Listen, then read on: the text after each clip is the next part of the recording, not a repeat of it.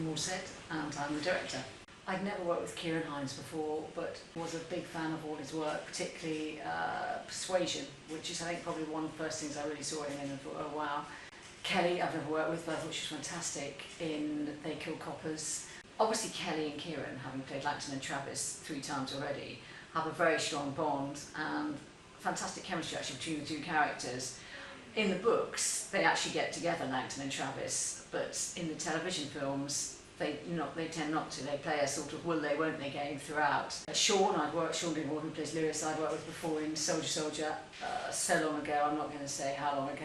I'd never worked with Amanda Lawrence. That was a pleasure. She had a very difficult job because as well as filming with us all day, she then had to go to the theatre every night. So she was fantastic. Michelle Holmes I have worked with before. We did 2 series of Life Begins together, which was very, very fun. I hadn't worked with Kelly before, and I spent a lot of the first couple of days pronouncing his name wrong, but I don't suppose I was the only one to do that. But he was great, very funny. I was really, really pleased when Ray Fearon said he'd come back and join us, because I'd worked with him before and he'd also appeared in the Above Suspicion before us.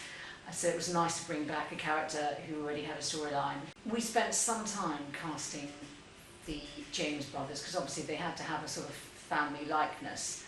Jeff Bell playing Harry was great fun. He's done an awful lot of films, a lot of television.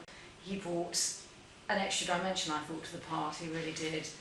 Tony, played by Ray McMillan, smaller part but still very, very good value. When we came to cast the part of Lester, James, the youngest brother, we obviously had to find somebody who had the physique, the way you believe that they were a karate black belt.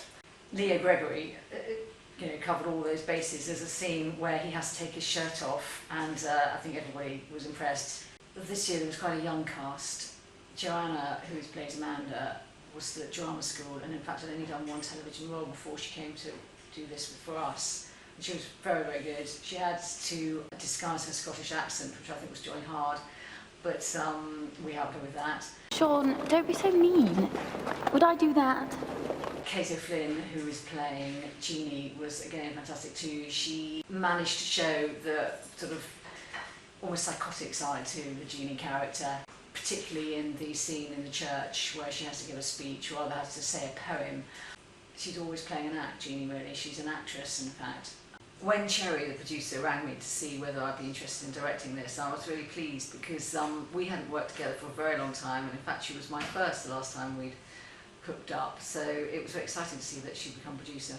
As a director, you obviously get the chance to bring on a few heads of departments that you particularly want to work with.